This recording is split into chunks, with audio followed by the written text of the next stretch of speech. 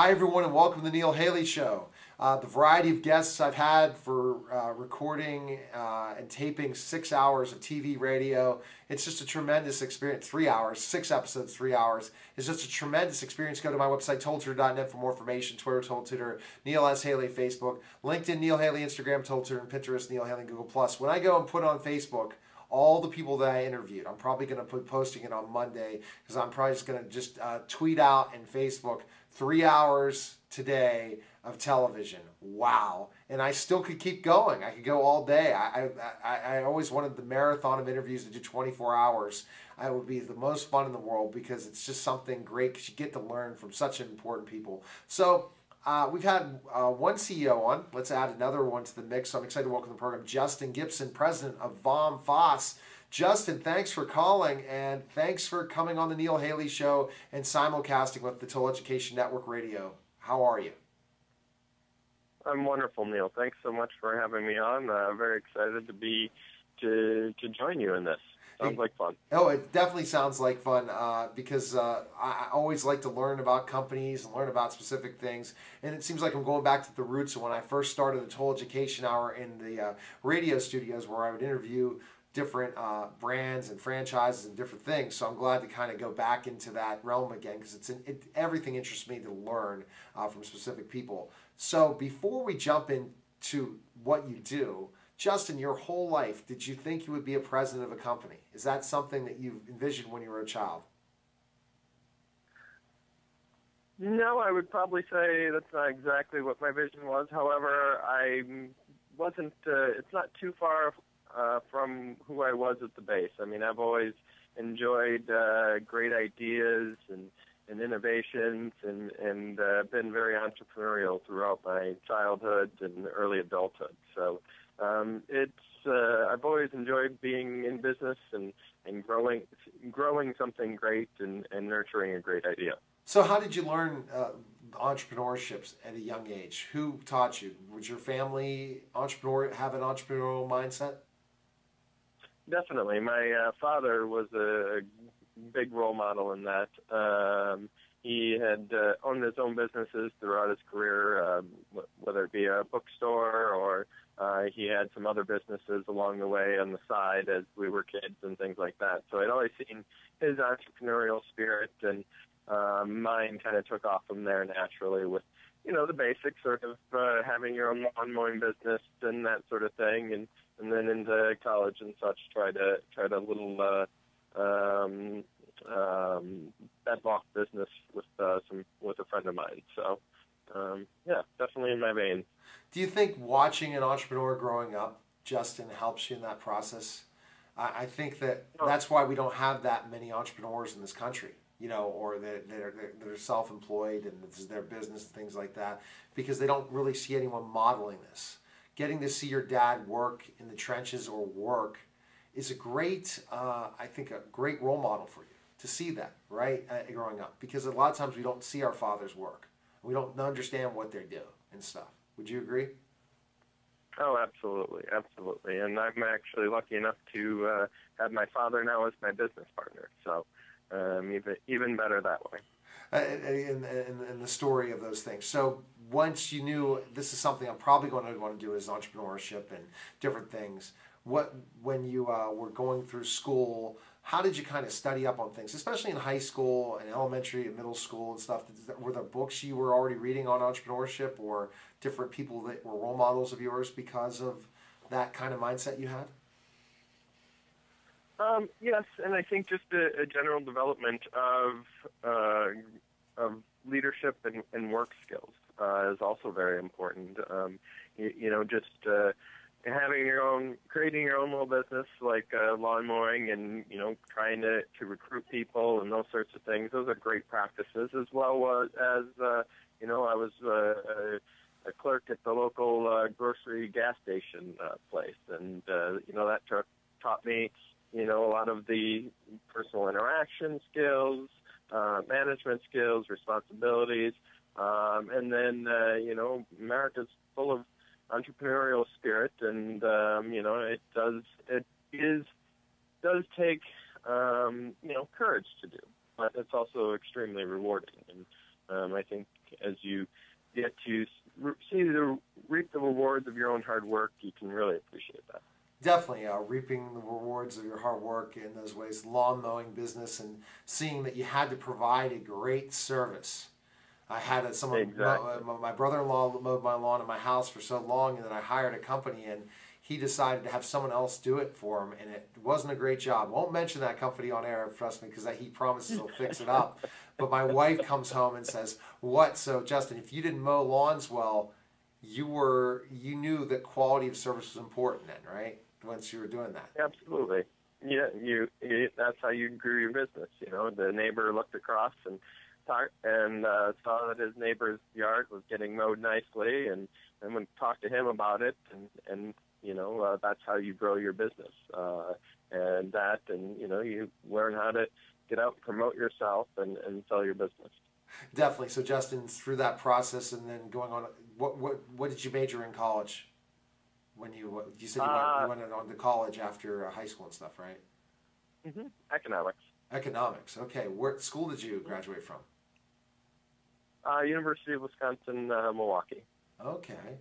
And so you're economics, and then at that point in time, did you go and work in the private sector before kind of developing in some of the entrepreneurship ventures? Yeah, in between my undergrad and my master's, I worked in a restaurant business for a while, and grew myself up from serving to catering manager and then to general manager. And that was actually ended up in the general manager role in a franchise business, which kind of cut my teeth in you know, the world of franchising, and certainly in customer service and the importance of that. That's really interesting, because you learned firsthand from your father with his. You said he had a bookstore. Then you went into the process of the restaurant business, and having economics as your undergrad, and what is your master's in MBA? Did you get an MBA?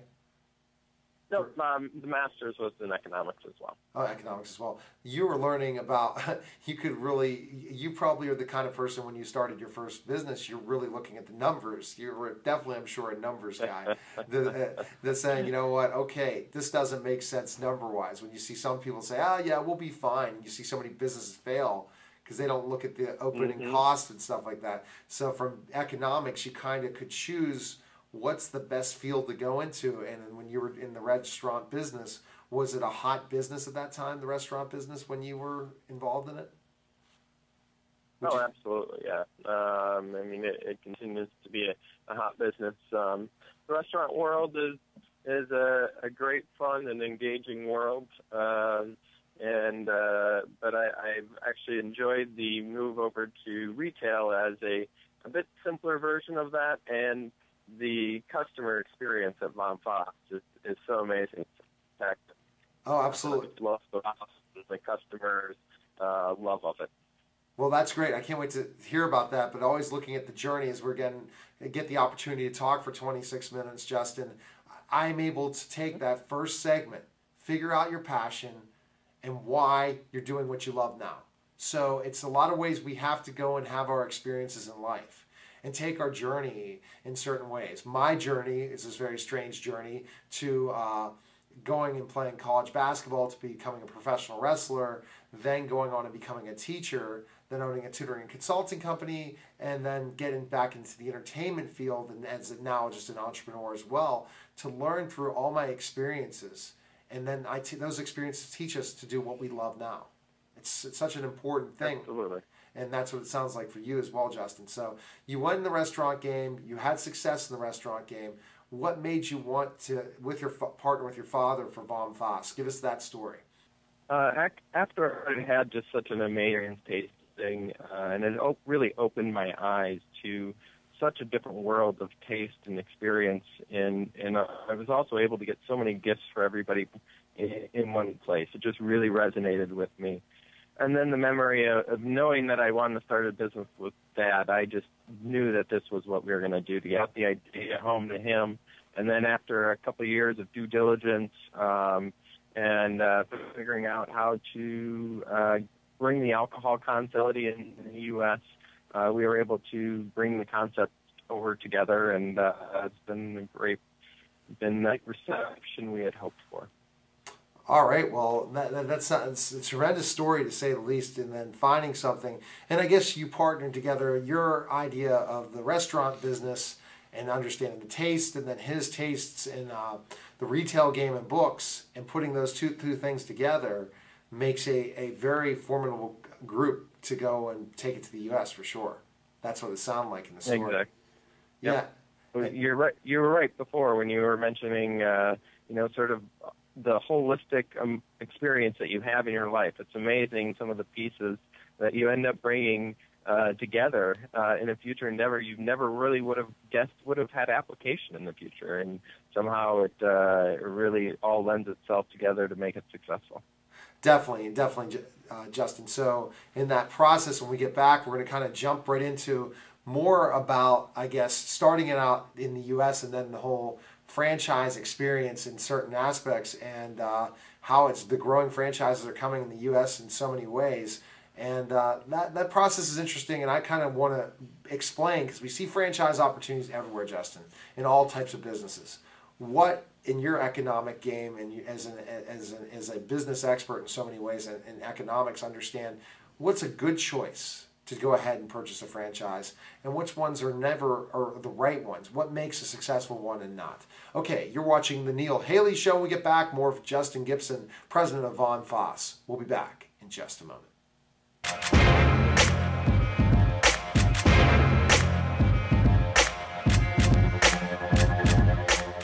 Hi, my name's Jim Corns, and this is John Bauer, and we're paramedics with Tri-Community South EMS. This year, EMS Week is May 17th through May 23rd. Tri-Community South EMS would like to use this week to start our campaign on distracted driving. Distracted driving has been called an epidemic. Unfortunately, many of us drive distracted. So what is distracted driving? It is driving while engaged in any activity that could divert a person's attention away from the prime task of driving. Texting, making phone calls, putting on makeup, reaching for objects, changing the CD or radio channel is part of an endless list that put us at risk. The following statistics should make each of us think about making changes in the way we drive or ride in a car. In 2012, over 3,000 people were killed and 421,000 were injured as a result of distracted driving. In 2011, it was estimated that at a typical daylight moment, at least 660,000 cars were being driven by drivers using handheld cell phones. 40% of teenagers have been in a car with a person using a cell phone while driving in a way that put others in danger. Driving while using a cell phone reduces the amount of brain activity devoted to driving by 37%. Change the way you drive. Speak up for your safety. Drive without texting or talking on your cell phone. Make calls or texts prior to driving. Pull over to a safe location to text or check emails. Stop texting or talking on cell phones to others that are driving. It all starts with you. In honor of EMS Week, Tri-Community South would like to thank and recognize our staff for the work they do in keeping our community safe. For more information on Tri-Community South EMS, our CPR classes, or our Speakers Bureau, visit tcsems.org.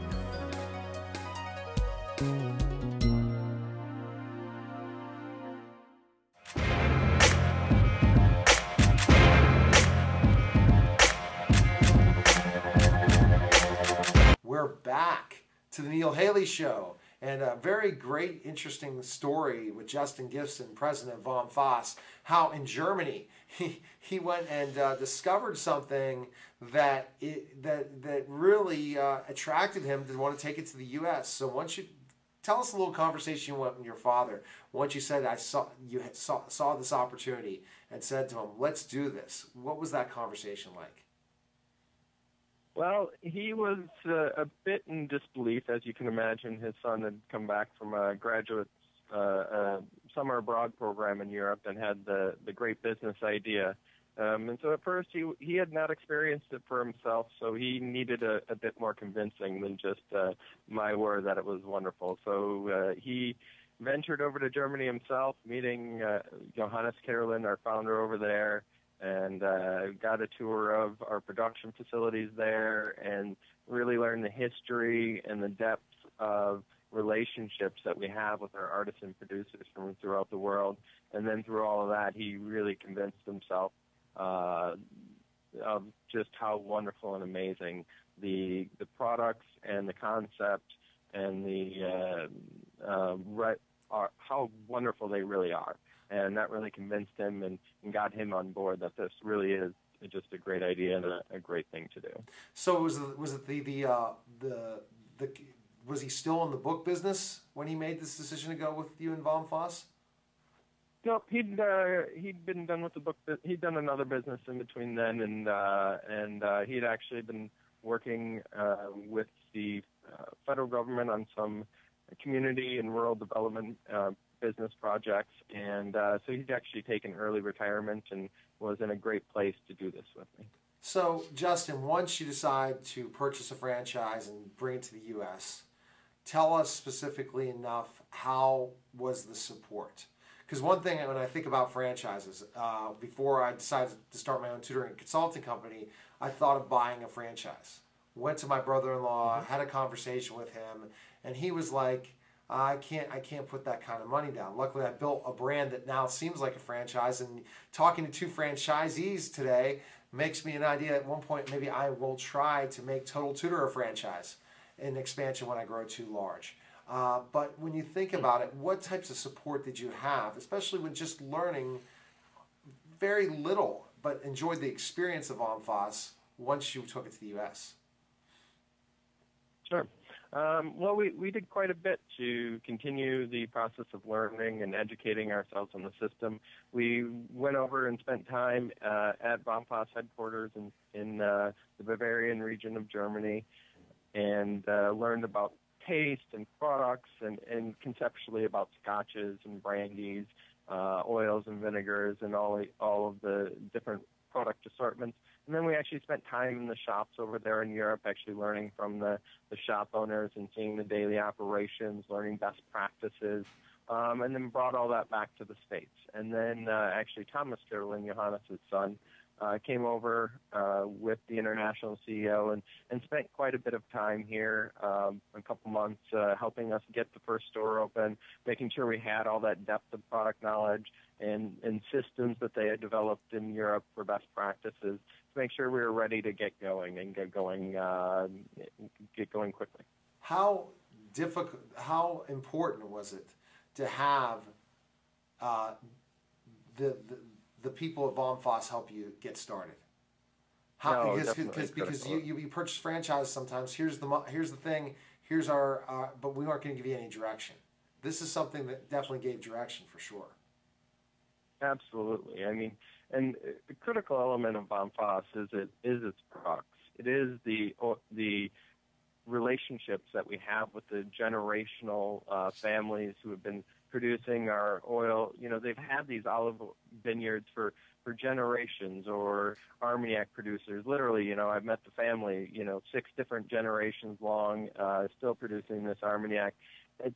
And Johannes developed these close relationships with these artisan, unique craft distillers, and having that is just huge. You can't duplicate that from here in the U.S. So having this product supply and then the uniqueness of concept of the sampling of everything in bulk, so people can choose their own container and only buy as much or as little as they want, and so the experience of taste with the quality of products and the systems they had developed were hugely important and would have taken us, many, many years to, probably 10, 20 years to try and duplicate, and we probably still would have fallen short. So definitely a critical element to work with Vom Fass in Germany. Many moons it would have took you for this idea. And then educating the buying public in the United States, was that a challenge about the products? Certainly. Yeah, we've found ourselves on the front end of many, many trends. Similar to myself, a lot of people don't have a great opinion of vinegar, and so the idea of tasting vinegar by itself is often, a little nervous. People don't quite trust it until they have that taste and they're blown away. But we found ourselves on the front end of vinegar cocktails now they're making, or vinegar drinks, shrubs, and then also the Mediterranean diet trend, and craft cocktails and wine, of course, continues to be strong. So we've found ourselves, as a trendsetter, and then teaching people about that. People don't know what a shrub is necessarily, and so we are a great resource to educate people. We take people on Scotch tours just right there in the store. We have 10 different Scotches for tasting, so we'll take you on a tour of from northern Scotland, the Highlands, down to the Islay region, and teach you the difference. And what when you hear the word a peaty Scotch, we'll teach you what that means. That's part of what we do, is our education and helping people explore new tastes and products from around the world that are just unique and quite amazing.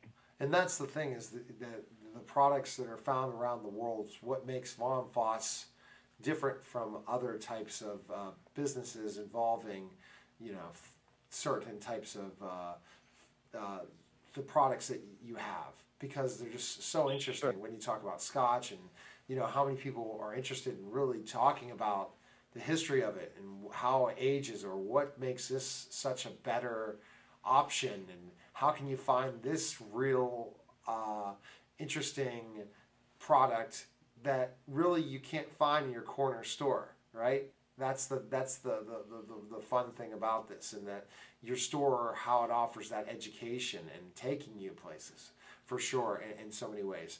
And when you look at all the different, from the wines, the spices, the spirits, the vinegars, the oils, it's a wide variety of different things.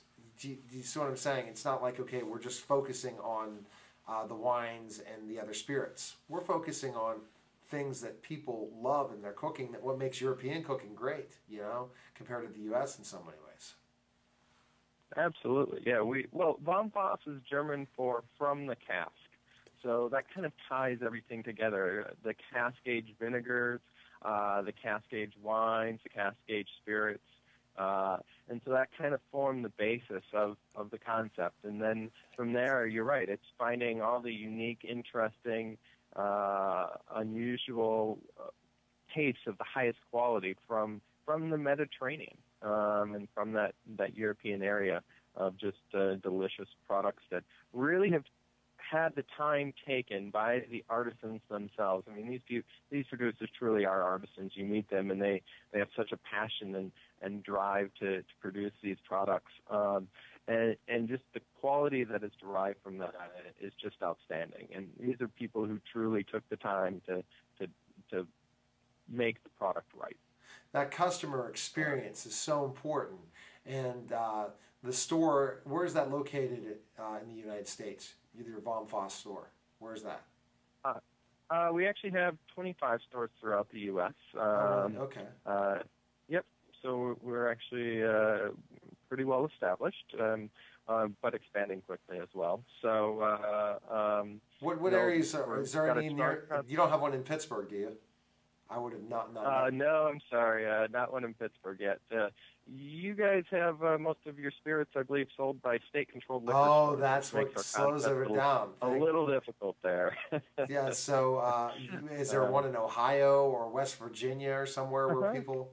You have a shop there in Ohio or West Virginia? Just on the other side of Columbus in Kentucky, Crestview, Kentucky, we have a shop. Wonderful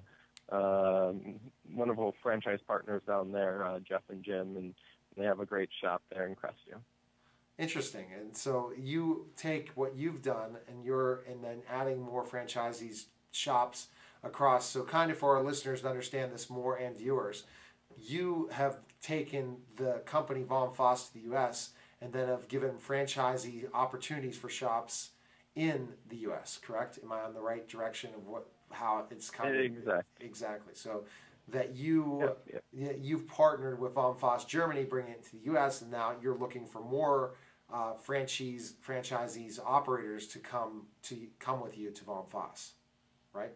Absolutely. Yeah, we're we're expanding throughout the country and looking for other excellent franchise business partners who want to bring Vom Fass to their community and really enjoy that inner people, educating people on a love of food and drink, involved in that, bringing that world to other people who really can run a great shop and like that intimate sort of environment. Okay, so where's the best place we can find information on you, learn more about Vom Fass and everything? Where can we go? VomFassUSA.com. VOMFASS USA. Well, fantastic. Best of luck, Justin, with all your ventures, and it's quite interesting, and I'll have to check out all the different shops, and when I'm in that city, come by and check it out and make sure I'll use the social media saying, hey, Justin, this is where I'm at right now, checking out one of the shops. So thanks for calling. I look forward to that, Neil. You will, I promise, have an outstanding time, and you'll be very impressed, and you'll love it. All right, well, take care. Good talking to you. Thank you. All right, that was the Neil Haley Show. Go to my website, toldtutor.net, for more information. Twitter, toldtutor, Neil S. Haley, Facebook. And what a great show. Look forward to next week's show with some more great guests on the Neil Haley Show. Who will be next? You have to tune in to check it out. Good day, everyone.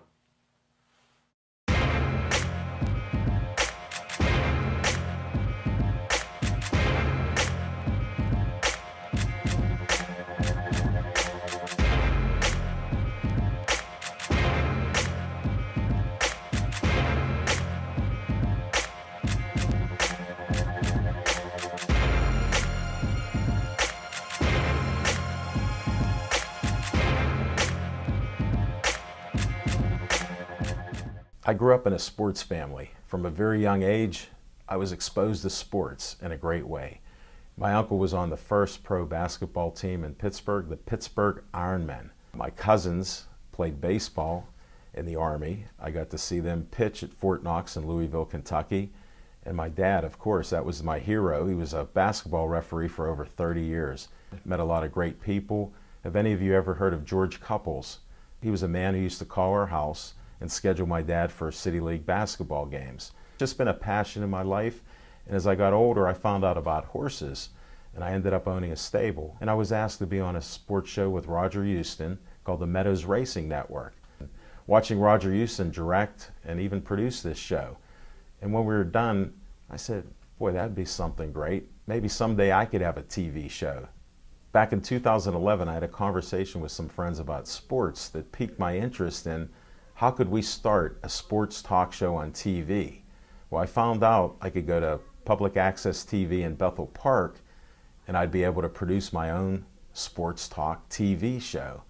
The great thing about doing 2 sports talk shows on BPTV is I can share my passion about sports with thousands of people every week. If you are passionate about something that you would like to share with the community, I encourage you to come to BPTV and produce a show like I do. I'm Al Levine, volunteer producer of Pittsburgh Sportsline on BPTV.